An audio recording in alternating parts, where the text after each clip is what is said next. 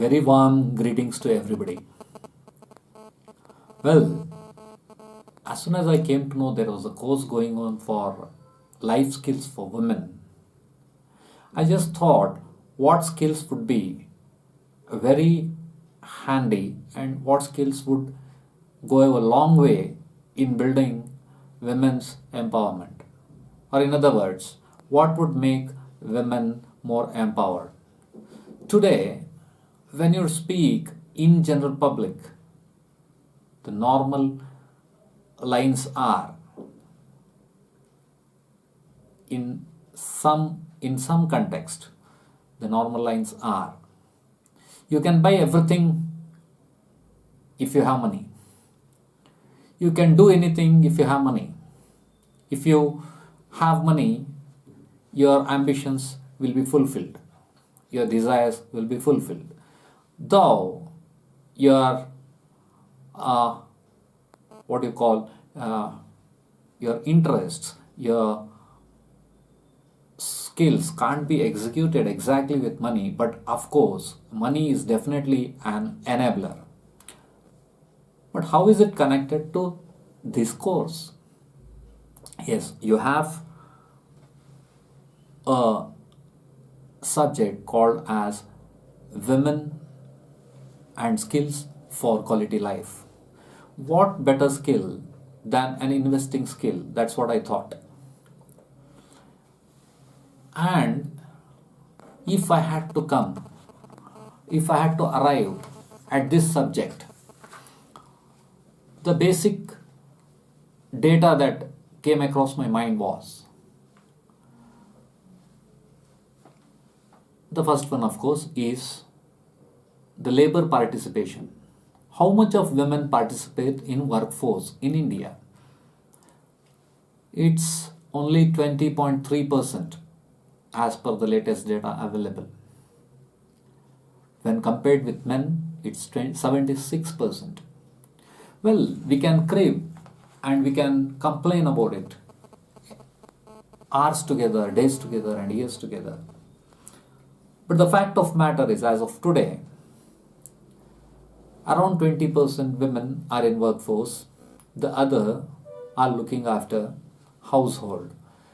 Yes, there is also debate how to define what is workforce and what is household.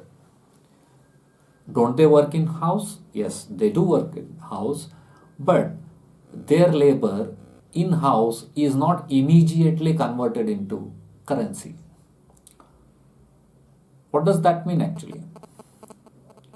They won't get a remuneration in terms of money when they work at home. But does that mean the quality of labor is low? Does that mean they don't put labor at all? Definitely not. They do put labor. The labor surely has a quality. So, today what I want to put across you, making this as a reason, taking this course as a reason is, though being productive in house chores, women can contribute immensely towards an economic well-being of her household, of her environment, of her locality, why not even of her nation. Do you want to know how? See, there's a lot of talk about women empowerment, right? The discussion all started with 20% of women participate in workforce. That is around whopping 80% do live in home, our home rather. See, they do contribute towards well-being of the children, towards well-being of the house, towards supporting their husband, and add value to whatever the other earning member in the family brings home in terms of money. Then in what role can she be helpful? See, The first thing I don't agree upon is men and women are different entities. Of course, they are different. Of course, they are quite, you know, beautiful, both men and women. Of course, their beauty lies in their being unique. But when it comes to achieving something, when it comes to moving towards a goal, they have to work together. They have to be in a team. They are always a family. A family is a team. So, what this team can achieve, and in that achievement, what can a woman contribute? This is what I was thinking when I arrived upon this subject. Empowerment of women. I think I left at that. Empowerment of women. What does empowerment mean? It means to enable her to do what she wants to do. In order for this to happen, she has to be economically sound. She has to be economically strong, financially strong. Or an ultimate level is financial independence. She need not depend on somebody for her finances. Well, she may earn and may not earn. Can she still be part of financial activities at home? She already is. Just imagine at your house there is some financial activity happening. Definitely, women of the house has a say. Well, she also has a unique ability. Actually, I am pointing to that ability. Actually, I am arriving at that ability. I explained all this while to come on to this point of focusing on that ability of the women. That is savings. Women saves for the family. Yes, of course, each and every member of the family in his own capacity, in his own way saves. But what women saves is quite significant. What will she do with this saving? Let us see what the data shows. One of the data that I came across is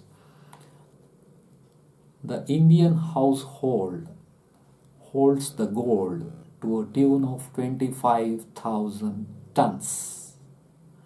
It's the largest gold resource available above the surface of the earth. This household gold in the form of ornaments normally is nothing but what a woman has saved in her family. Of course, men support, the other members support, but the major contributor to this kind of resource is women's saving. So what is the point? The point is, if this saving habit is channelized and directed towards something else than the gold, what will happen? Yes, I am talking about some of the financial instruments. I want to introduce you to some of the financial instruments. What are these and why now? Now we all discussed some points, or rather I told you some points where we are almost in agreement that women saves in a family. This saving, instead of going towards gold, goes towards financial instruments. What will happen? Do you know 25,000 tons of gold means around 40% of our GDP? Do you know the GDP would just expand if this amount of gold is liquidated and that comes in the system, GDP will be 140%, right? So what all can it do? To put this in perspective, this year's budget, that is year 2020-21's budget or 21-22's budget, speaks about increasing fiscal deficit by 1.5%. The whole world is going gaga over this budget, which means 1.5 percentage of GDP is overspent, means a hell a lot of movement in Indian economic activities. Just imagine if 1.5% of the GDP is spent and such a big activity, such a large number of activities happen. Just imagine what will happen if 40% of GDP comes into action. It's just unimaginable for me. Can we talk about what is this data you are talking about? Gold is already saved. On continuous basis, what is the savings rate? It's around 30% of the GDP again. Now, why I am emphasizing on how much is saved is because I would like to tell where this can be directed, where this saving can be directed to. Now let me tell you a scenario entirely different from this. That is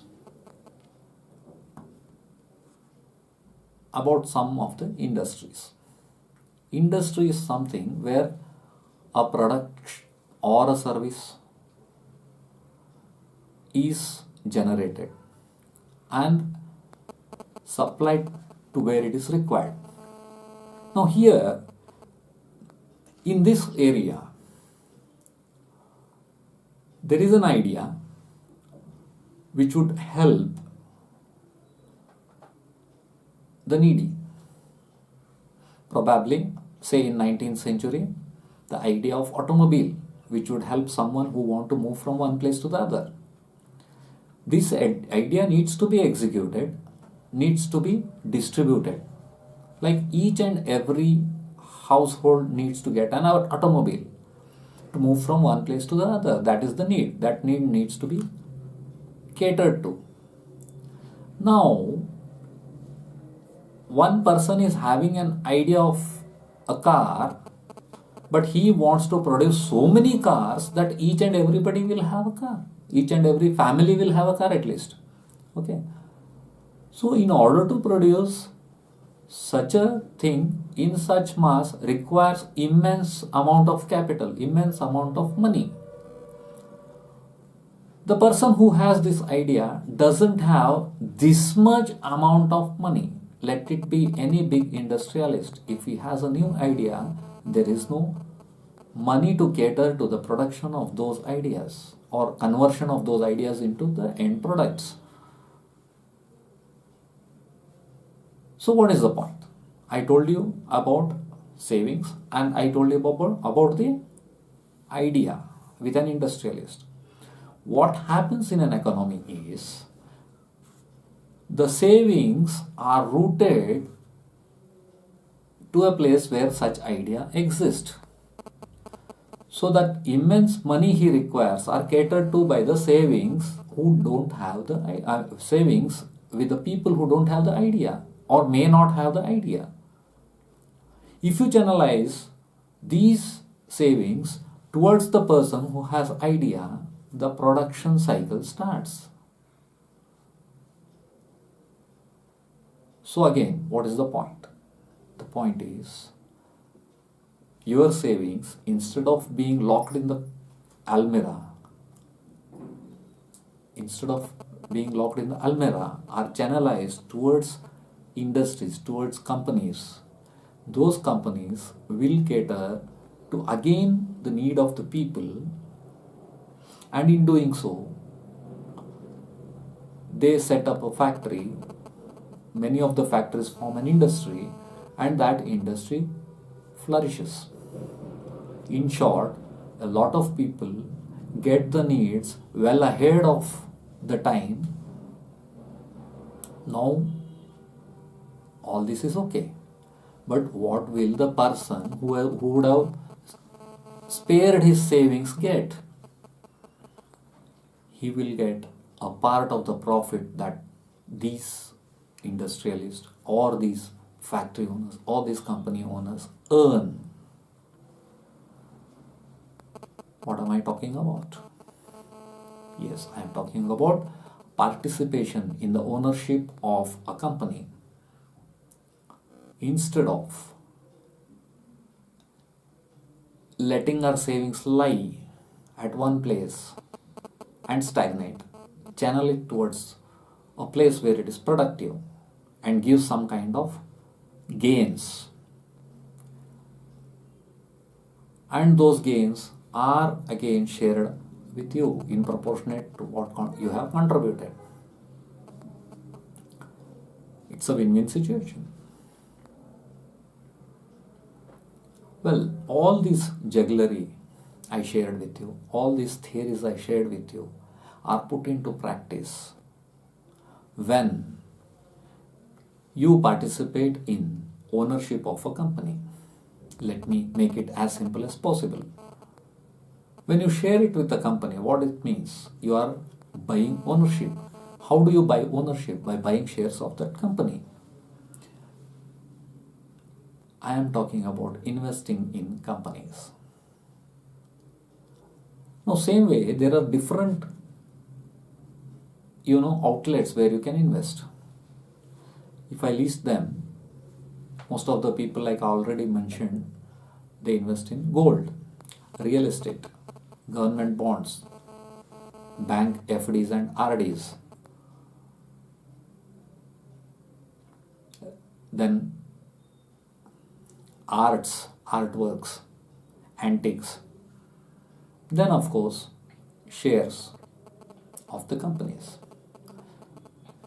But if you have to invest in a company, if you have to buy shares of the company, you should know the business that company does. You should have sound knowledge of that business. You should have sound knowledge of that business. Now you don't know the business. What's the solution? What will happen if there is a trust and they collect all your savings and they employ a professional who invests on your behalf into the company, having in-depth knowledge of the business and analyzing each company, whether it is faring better or not? Just imagine if such facility was available to you. Yes, such a kind of trust is nothing but mutual funds. Now, do you know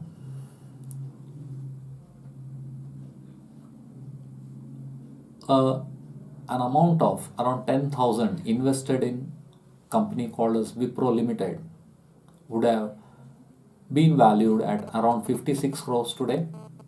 Is it not amazing? That is amazing wealth building. Can the gold do that? Can the real estate do that? I doubt. So I am actually emphasizing on where you can invest. The outlets, like I already said, are gold, real estate, government bonds, bank FDs and RDs, arts artifacts, and of course mutual funds.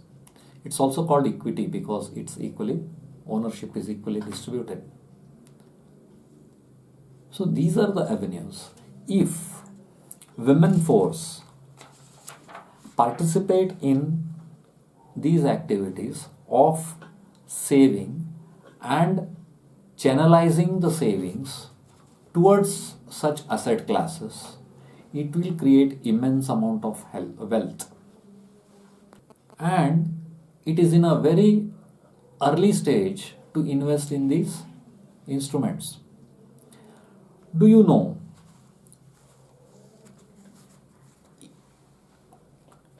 in India, only 11% of the savings is channelized towards these equity mutual funds, or mutual funds as a whole, not only equity, it also includes debt, wherein, just like participation in ownership, you lend to the industries.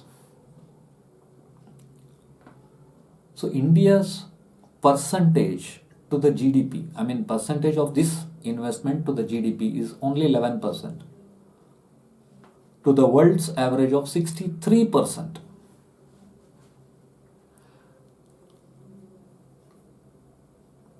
Is it not a big difference? No, it's not a big difference. Now we will compare it with the United States of America. In America, if you calculate the investment in mutual funds to the GDP, it is around 120%.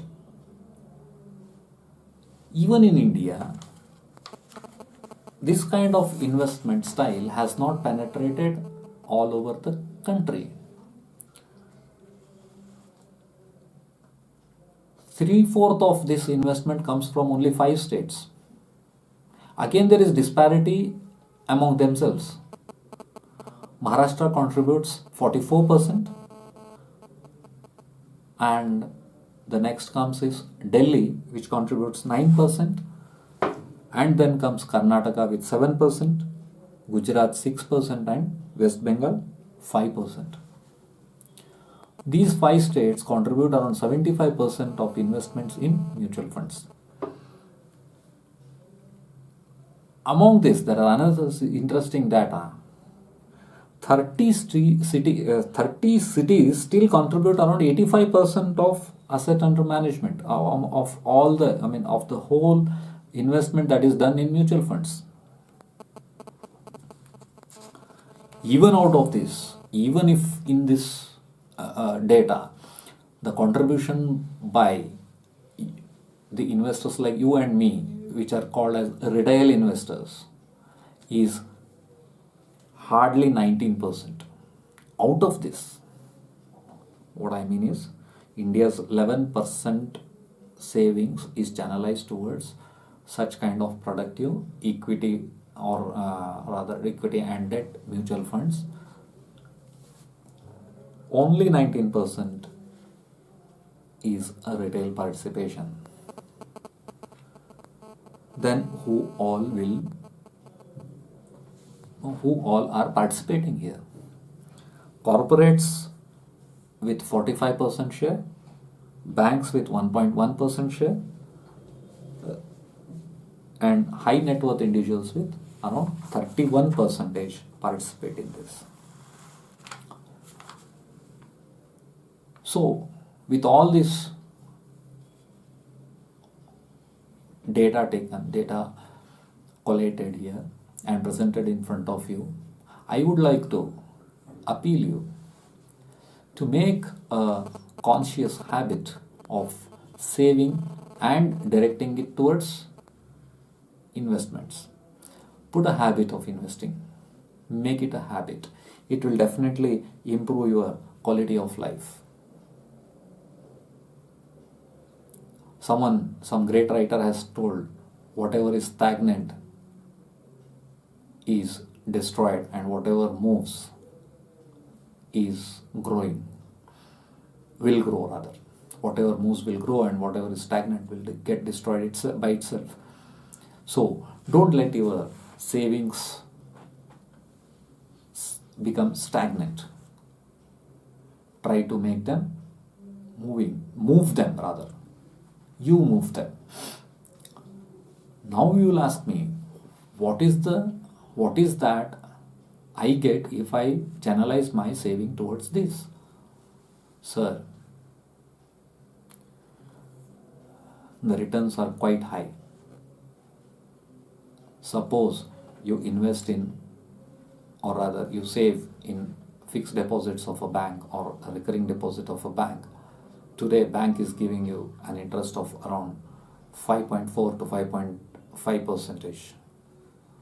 The returns on these instruments are in double digits and most of the times near to 20%. So make a habit. And since I am addressing the improvement of quality of life of women, women also have a big role to play here. All that I told all this time, till this time, was just an introduction of a subject. Now what I am trying to put across you is what is very interesting. Let me come back to the first data I put in front of you. Only 20.3% of women participate in labor workforce, that is salaried or paid labor class. Women have an opportunity to become advisors. Women have an opportunity to be the guide in channelizing these savings to the productive equity class. Channelizing these savings to place where the wealth grows. Once again, by listing where all you can invest, I am trying to conclude this small discussion with you. You can channelize your savings towards gold, real estate, equity, government bonds, bank deposits, arts and artifacts, or you can do your own business. These are the areas where you can channelize your savings. Please put your money where it works. Please put money where it is required. And it can bring a lot of prosperity to you, your environment, and ultimately the nation. Thank you.